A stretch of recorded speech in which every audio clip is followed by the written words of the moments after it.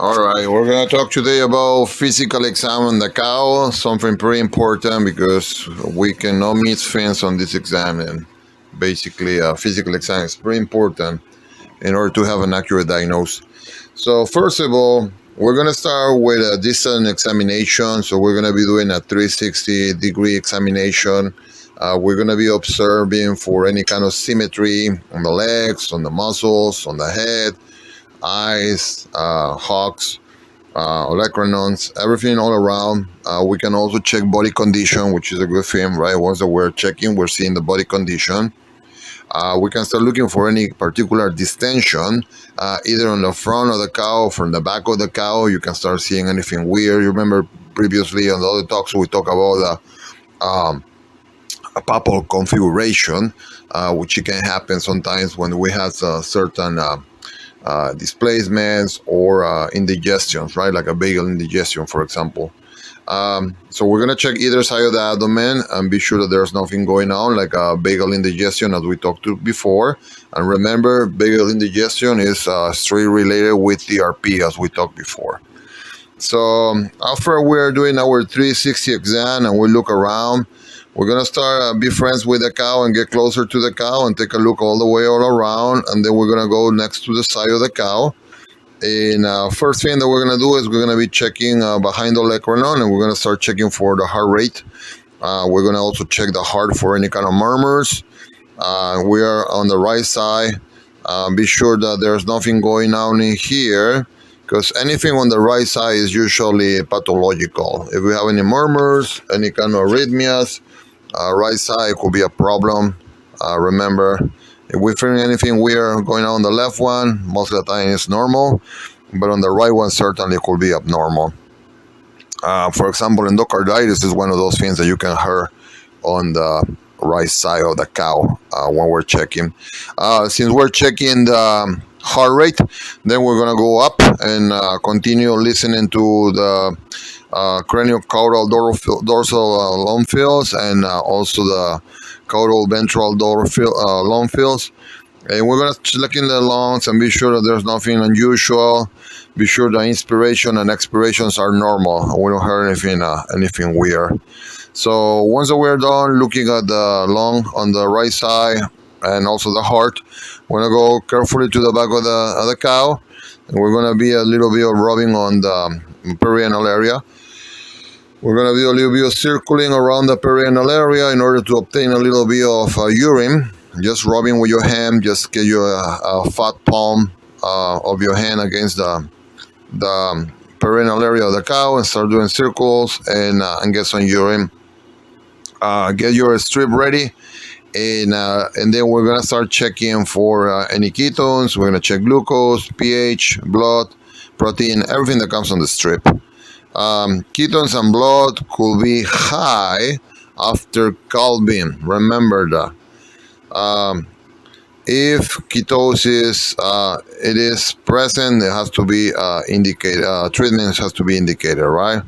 So let's check that one first. Blood and protein can show us any possible renal disease, but also we have to check and be sure that there's no like a beta hydroxybutyrate to be high. So just be aware of that. So just look at your strip and be sure everything is fine in regarding to your cows. Now we're going to start moving to the left side of the cow, which is where more interesting things happen. Typically the right one is kind of like main things, as we said before, just like listen for the heart and the lungs. But on the left side, there's more things that we can actually appreciate on the cow. So first of all, we're going to start with the wither test. We're going to go all the way to the withers and we're going to press it in order to watch the cow and see if she dips. Remember, the cow is not dipping, which is mean pretty much lowering her arch, right? Her response to the wither test. We can start thinking that something could be going on. Remember what we talked before about this paresthesia that we're seeing with TRP. Patients, they don't move. They're kind of like solid right there, like a status. And they don't want to move their groinium because of the possibility of this wire being affecting him. So we have to check that one and be sure that that's fine. We're going to also, on the same left side, since we're over there by the neck, do a little bit of roll neck and check for hydration status. So we're gonna check for hydration, rolling a little bit of the neck to be sure everything is fine.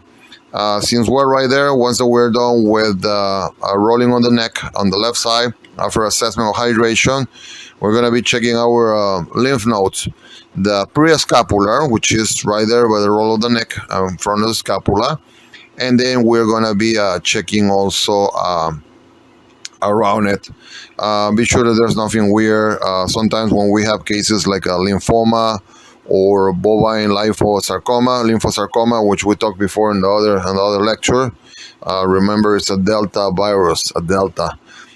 We can have this enlargement of the lymph nodes. And remember, bovine lymphosarcoma is not only just lymph nodes inside. It could be everywhere. It could be in the thymic. It could be inside the CNS, on the spine. It could be in the uterus. It could be everywhere pretty much. So pretty bad disease for the cow. Then we're gonna go down the windpipe, and we're gonna go almost to the inlet, thoracic inlet, and try to listen to the trachea. And that's basically to evaluate if there's any pain, if you hear any grunt, anything like that, just to be sure everything's fine. Then we're going back to the olecranon, and we move that cow a little bit, and we're gonna go start auscultating the heart. Remember, we're on the left side now. On the left side, we can have a grade 1 to grade 2 murmur, and that's considered normal on the cow. Okay? Trill, murmur is abnormal. If we have a thrill, right, that is going on top of the ribs, it is abnormal. But just listening with the stethoscope, left side, it is normal. They're large animals, pretty large. So left side, it is normal. Stethoscope, we're gonna start checking right there behind the olecranon, get in pretty well. And we're gonna start checking heart rate. We're gonna check the murmur, as we said before, and the rhythm on the murmur. And if you heard anything like a third sound or audible S3, or with an abdominal split on S2, it is normal. So don't be concerned if you heard anything like a audible S3 or anything else like a split S2. It'll be fine. Remember that the cow is a pretty large animal. If we heard something abnormal like a possible atrial fibrillation, atrial premature contraction, or BPCs, it may indicate some gastrointestinal disease, usually a pain reaction. Gastrointestinal disease, a pain reaction, more vagal tone. There's more vagal tone, we can see more of these reactions. So normals, beats per minute, with pain on the cow, 60 to 80 beats per minute. That's something that we can see over there when they have episodes of pain over there. Then from there, we're going to move to the chest cavity, and we're going to start once again looking at the chest parenchyma. So get the withers, get the olecranon, get the coxae, and do your imaginary lines and trace it. Just remember, cows, they have a smaller chest cavity, so it's not as big as the horse, it's a larger cavity, but usually the thoracic cavity, we comprehend the lungs on the horse involve almost like up to 13 ribs. Horses has like a 70 to 18 ribs. So cows, shorter lung fields, big bellies more than anything. So be aware of that.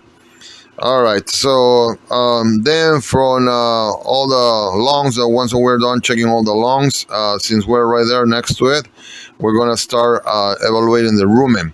Okay, so we're going to the prolumbar fossa. We're still on the left side, and we're going to start checking the rumen for any kind of firmness first, to be sure it's not firm and hard, right? Should be soft, dough, right? Dough.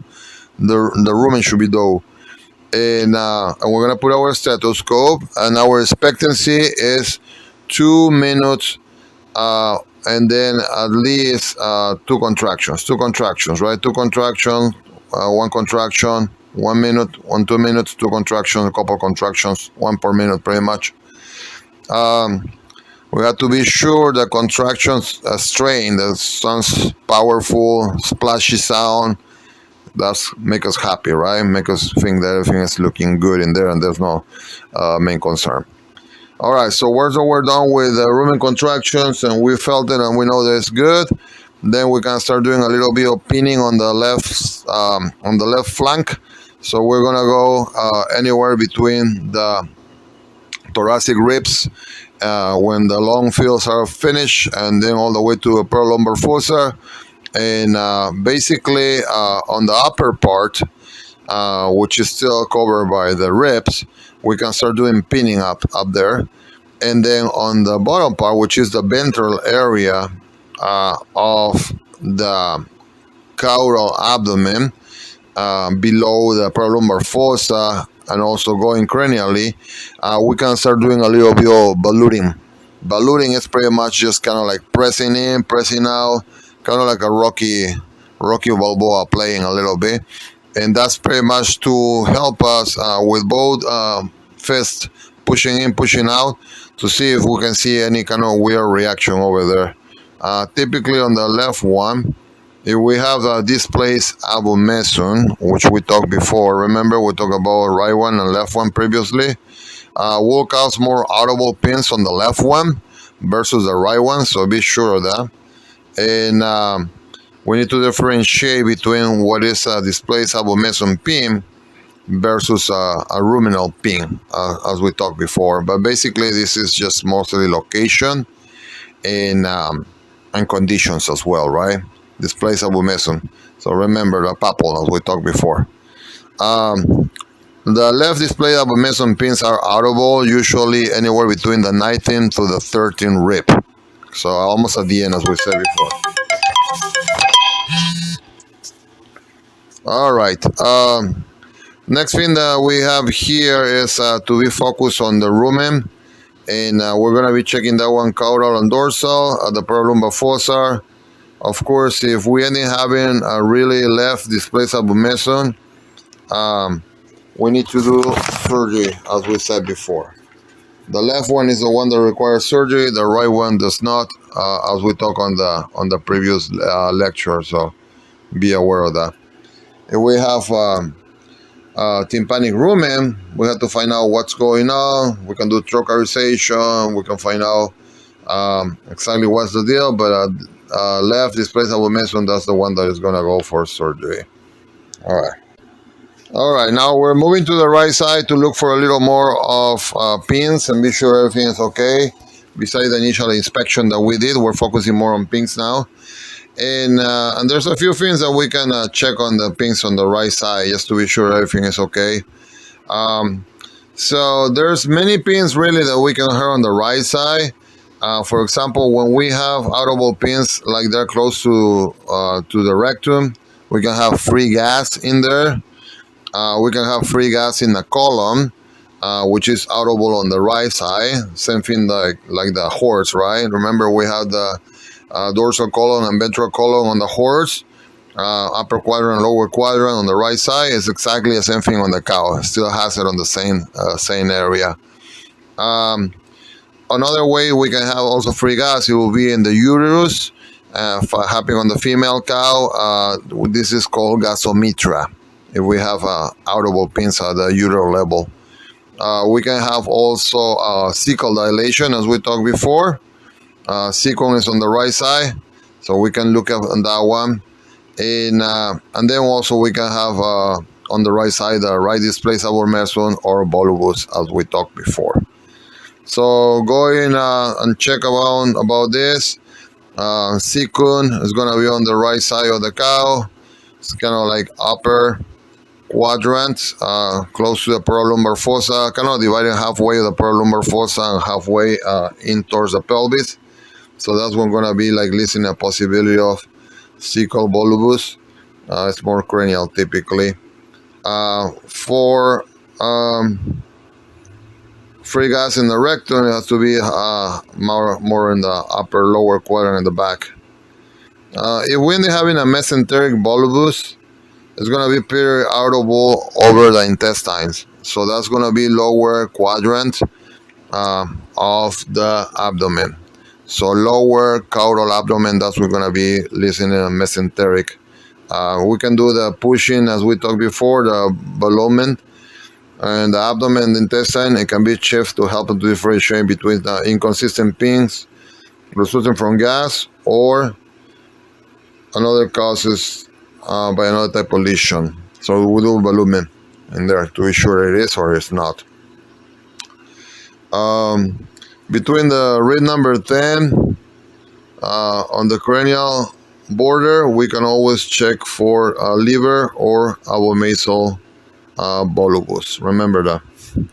Liver or abomasal volvulus is gonna be basically by the 10 rib. Okay, so keep it in mind as we talked before.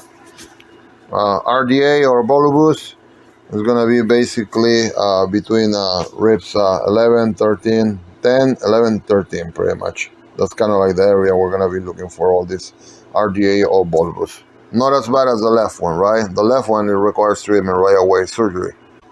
All right, so once that we're done now with our exam, physical with the right and left, we can start moving to the rectal palpation, which is pretty important. And also we can start collecting a little bit of milk for our testings as well. So first thing we're going to be doing, it is collecting milk before to upset the cow more. And for every quarter, we're going to do an individual examination, be sure everything is fine, be sure there's no abnormality, increase in temperature, inflammation, all the signs of inflammation, right? Increase in temperature, redness, tenderness, any discoloration.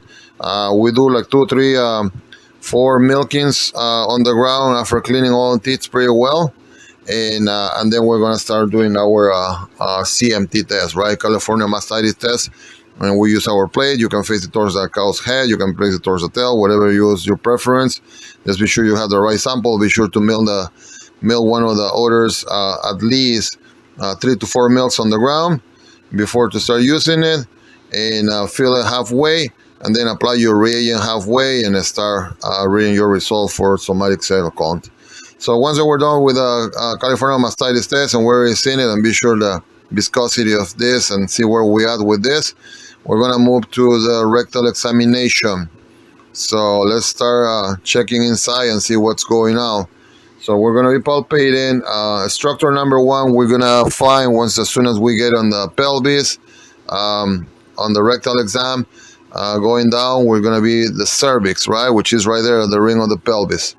And then the next structure, this is kind of like a tubular structure, right? You're going to feel like a tubular structure right there, sitting right there when you're on the rectal exam on top of that. And then you're going to start trying to move it to one side to another one in order to find out, first of all, what is the tenderness of that cervix, if it's easy movable or not. Remember, usually it should be pretty easy to move, right and left, as long as the cow is not pregnant or as long as the cow is not having any pathological condition.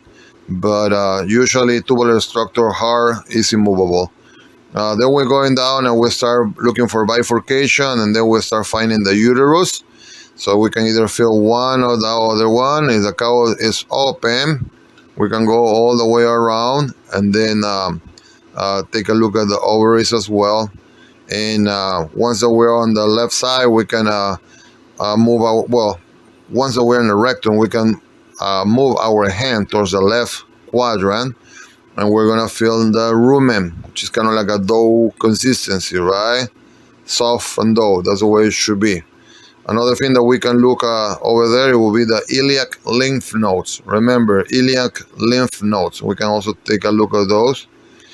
And then another thing that we can check over there will be the abdominal space for distensions or any abnormalities in general. If you see anything weird or anything hanging over there. You need to examine the thickness of the uterine fluid, as we talked before. Thin fluid is usually indicative of possible metritis. So be aware of the thickness of the uterine fluid. Thin fluid is unusual, a strong smell, possible metritis. So keep an eye on that because that's pretty important. We don't want to have any surprises. But basically, those are the main structures that we check on the cow when we're getting in. All right, and the next is going to be another review of a physical exam. This is a second review of physical exam.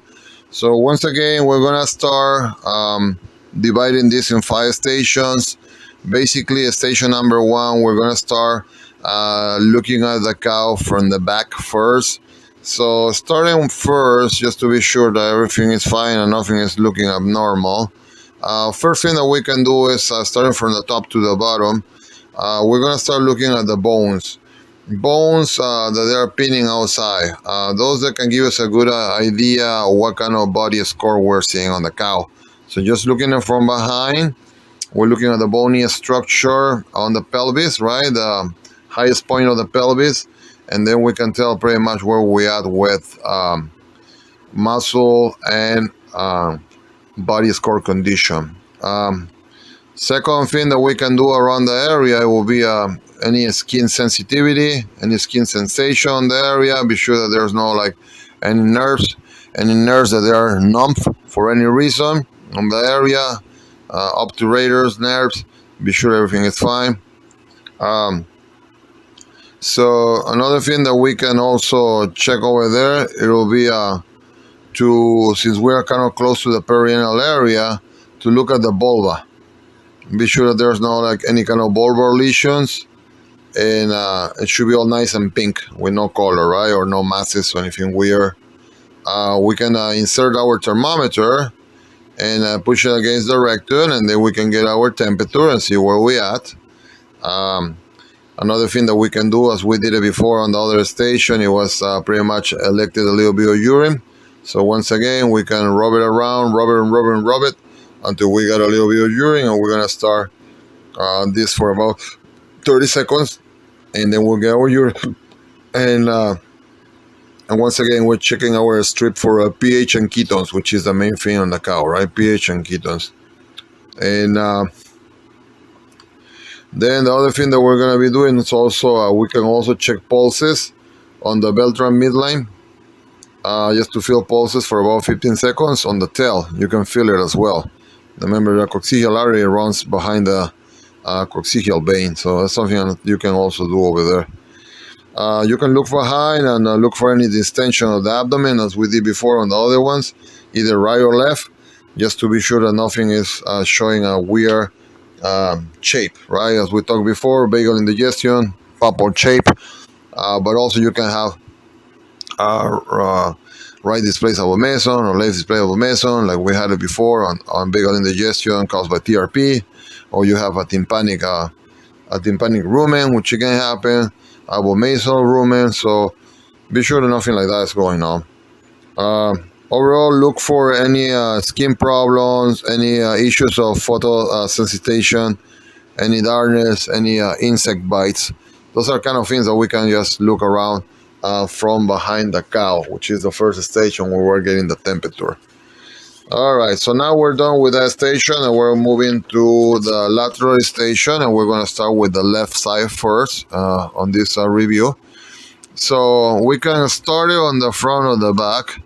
On the face, we can start observing the posture of the cow, any elbow abduction, elbow bruxism, which is the grinding of the teeth, right? Anything weird. We can look under her tongue and be sure that there's no ulcers, be sure the mouth is clean, the papilla is good, the nostrils are clean. That's important to check on the cow. And on the right cheek, on the right side, we're gonna be like identifying many of those pings. So let's start first. Well, first of all, since we're on the left side, we're gonna be checking first her heart, which is the most important part, right? We're gonna start with the heart first, and then we're gonna go to the pins. So starting with the exam on the left side, we're gonna go under the axilla, right, olecranon, and then check for the heart rhythm, right? Be sure everything is fine, and we're gonna count it for 15 seconds, and then we're gonna be multiplying that. Once that we're done with that one, we don't have any weird abnormal noises. We're gonna be checking the parenchyma, right? Remember, a cow has a small long parenchyma. We're gonna be listening at the lungs. For anything like a bronchopneumonia, remember, usually it's on the lower ventral. That's when you heard the words lower ventral. And we'll be present if you have any wheezing, any crackles, or absence of sounds. If it sounds dull, right, you don't hear anything, or any wheezes or any crackle, consider bronchopneumonia, one of the main things on cow. Since we're over there close to, let's go back to the prescapular area and check the lymph nodes in front of the shoulder as we did it before, just to be sure everything is fine. And also be sure that we're also checking the left jugular vein. That's important. We want it to be sure it has good strain. We don't want it to be collapsed. If we start seeing that it's kind of enlarged, right, something could be going on with the heart, right? Gonna have some kind of like failure on the heart. So be aware that nothing like that's going on the left side, left jugular group. Now we're gonna move to the back of the cow, and once again we can check our paralumbar fossa, and that one we are checking for any feeling on the rumen first. As I said before, it should feel like doughy, right, and nothing weird, just doughy stuff. And on that one we should have sometimes some kind of situations. We're gonna be auscultating to check the rumen contractions, feeling it and listening it. So normal contractions should be a couple contractions in a minute, as we talked before. All right. And if something is abnormal, for example, in a rumen, we can feel a rumen gas cap, for example. That's something that can happen sometimes on there, depending on the amount of fermentation that we have in there. And hopefully not so distended, but something that can happen. Then we're going to be doing a little bit going down. Once we finish with the rumen, we're going to go to the ventral abdomen.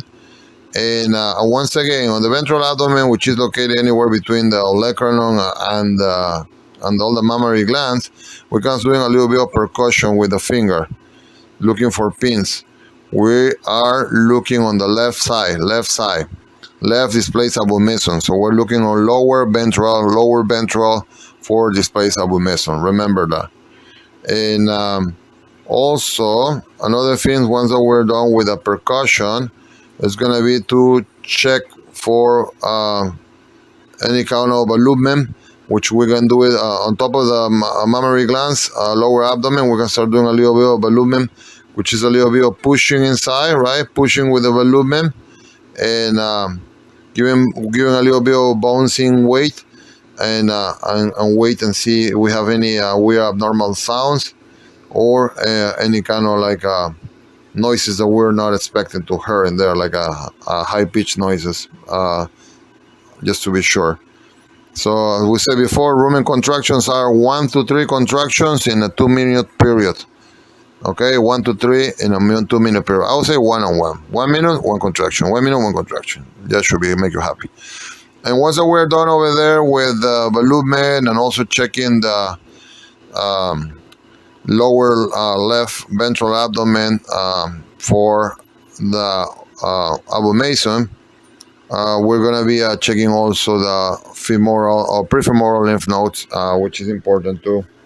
Pretty close to the behind the tubercocci, we can do a little bit imaginary line, and that's where we're going to be like checking the prefemoral lymph nodes. All right, remember, succussion is always given on the left side, lower abdomen, as we talked before, middle of the abdomen. Once that you're doing your succussion, then you're going to put your stethoscope, and then you're going to listen for any splashing or tingling, anything abnormal over there, okay? All right, now we're going to move to the right side. Once again, there's a few things to check on the right side. So we're going to start first cranially. So we're going to start first with the jugular vein. Be sure that there's no any weird distension. You know, if there's distension on the right jugular vein, we can have any problems with the heart, right? But be sure that there's nothing weird, normal strain. And also, since we're right there, pretty close to the scapula, check for the prescapular lymph nodes in front of the scapula to be sure nothing is looking weird over there. And then once again, we're going to check our heart sounds. Go to your olecranon, start looking over there and deepen the axilla. Look for the hard sounds and be sure there's no weird abnormal hard sounds as we talked before on the right side, right? And then once again we're going up and we start listening to our long fills, right? Lower and ventral, mostly on the caudal ventral area. That's where we're more concerned about any kind of wheezes or crackles in case there's any possible pneumonia on the cow. Remember, that's very important. Pretty common on the cow to hear that. All right, and then once again we're gonna start with a little bit of the balloon succussion. We can do succussion on the lower abdomen again, but now we're on the right side, so we're gonna start doing succussion just to be sure there's no any abnormal gas that we are hurting. Remember, tickling or gurgling with the stethoscope with succussion, okay? On the lower abdomen. We can go up and start doing a little bit of pinnings, and we can do ping all the way up, all the way to the lower the spine, and just to be sure there's no high-pitched tones in there. Remember, should to check the liver. If it's enlarged, you can feel it. It's gonna be at the end of the rib cage.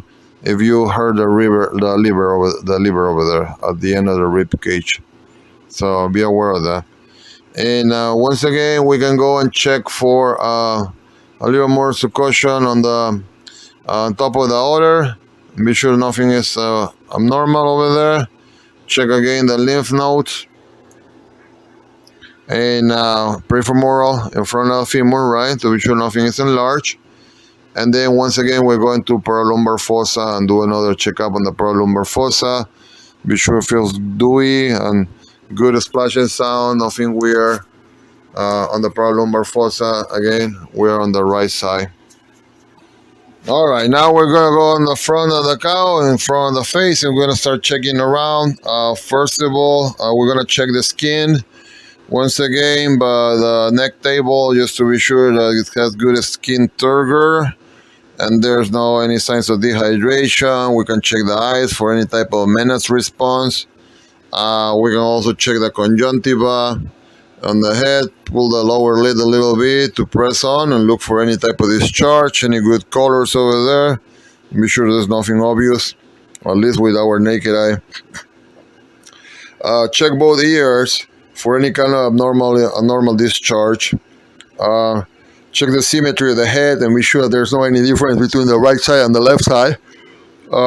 Check the nares, nose nares, both of them. Be sure the air is flowing normally, no discharge, no signs of pneumonia. Look under the jaw. Remember, lumpy jaw, right? Pretty common condition. Pretty much the harder tissue getting softer with a lumpy jaw. We can have edema over there, so we don't have anything like that. Look a little mirror below and look for any swallowing on the brisket area or submandibular swallowing, mostly in the brisket area. Pretty important. Check for the superficial lymph nodes in the stem area.